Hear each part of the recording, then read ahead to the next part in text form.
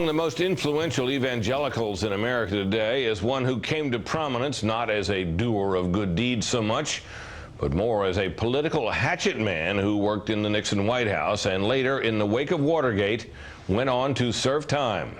But as Fox News correspondent James Rosen reports, Charles Colson is a radically changed man. For Breakpoint, this is Chuck Colson in Washington. That's about the only lie you'll hear Chuck Colson tell nowadays. He's actually 30 miles away in Lansdowne, Virginia. Without moral clarity, we will not succeed in Iraq. At the gleaming new headquarters of the Prison Fellowship Ministry he started 30 years ago. On a recent Monday, Colson could be found there recording several editions of Breakpoint, the daily radio feature he's hosted since 1991, now heard on more than 1,000 outlets nationwide. Who's running most of the AIDS hospices in America? That's right, it's Christians. Hate-filled bigots? Hardly.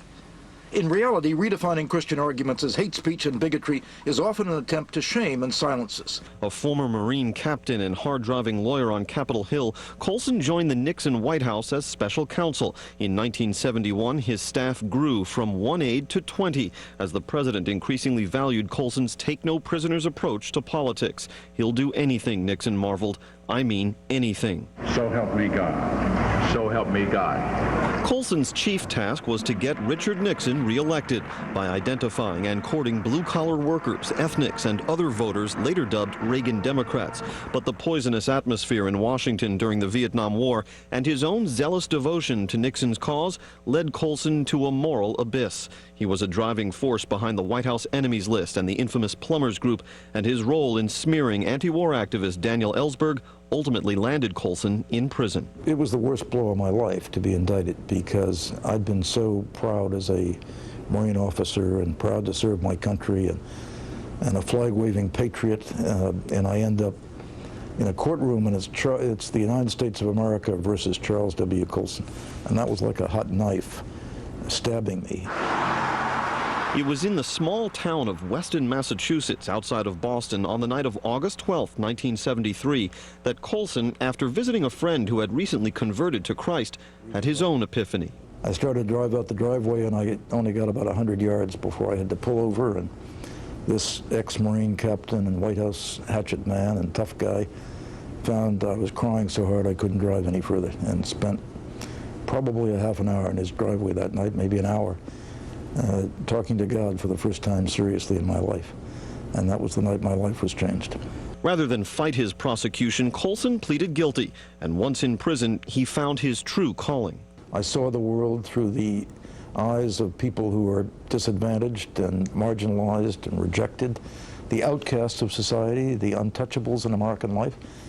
I decided if God put me there to live among them for 7 months as I did, that I would speak for them when I got out. Intense skepticism greeted Colson's announcement of his conversion. Former Attorney General John Mitchell snapped, "I'll take my chances with the Lions," and political cartoonists had a field day. But in 1976, Colson published his first book, a memoir of the Nixon years and a testament to Colson's newfound witness. Born Again became a classic of its genre, helping to popularize the term used in its title, breathing life into the emerging evangelical movement in American society and politics. Were there very many people in my situation? No, I guess not. People who had had dramatic conversions. When the book came out, Barbara Walters held it up on television, and then Jimmy Carter was asked about it when he was campaigning for president that year, asked about the book. Well, it became the most talked about term. That same year, Colson founded Prison Fellowship. The ministry started with small groups of 12 inmates, some of them violent, released from prison for 2-week furloughs into the custody of Colson and his associates, and exposed to a program he called intense discipleship. Of the 1,000 inmates we took out in the first 5 or 6 years of this ministry, we had not a single incident. It was a huge success, but it proved not to be an efficient way for us to use our time because we weren't getting enough inmates. So we started taking our training programs into the prisons. Today, Prison Fellowship operates in 109 countries, staging thousands of theological seminars each year, running Bible study courses in 1,800 prisons. In 1993, Colson joined Billy Graham, Mother Teresa, and Alexander Solzhenitsyn as a recipient of the prestigious Templeton Prize, a $1 million award given to the individual who's made the greatest progress in religion. Of particular pride is Angel Tree, a program that provides Christmas gifts and ministers to the children children of prison inmates. One fellow convert to Christ who's taken a keen interest in Colson's work is the current president of the United States. I want to thank Chuck Colson and Mark Early of the Prison Fellowship Program, which is, I've been hosting and organizing the Angel Tree Program since 1982. 6 million boys and girls have received a gift on Christmas, and I want to thank you very much for doing that. George Bush, when he was governor of Texas, invited us to start and open the first Christian prison in this country. This president, I think, has a very deep Christian conscience and has really been concerned about some of these things. Though Colson's agenda has changed from the re-election of Richard Nixon to the saving of lost souls, he has hardly abandoned political combat. Abortion advocates are confused and more than a little scared. The expected surge in numbers of pro-choice young women hasn't happened. But if Colson is a committed soldier in the culture wars, he is something of an apostate on the hot-button law and order issue of prison reform. Many conservatives advocate ever tougher measures for convicted felons, but Colson argues for something he calls restorative justice. The nation's inmate population, he says, has surged from 230,000 to 2 million over the last 30 years, with nary a dent in the rate of recidivism. I was a law and order Nixon politician. I know how to get the crowd cheering. Lock them up, break the rocks, throw away the keys.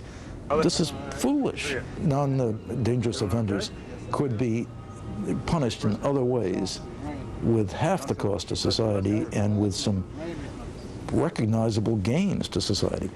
And where this has been tried, it has been tremendously successful. But in cases involving famous white-collar convicts like Watergate, Colson believes prison time is imperative. Guys like Ehrlichman and me and Mitchell and others, we belonged in prison because the public had to be sure that justice was being administered even-handedly. Colson has written more than 20 books on faith and spirituality.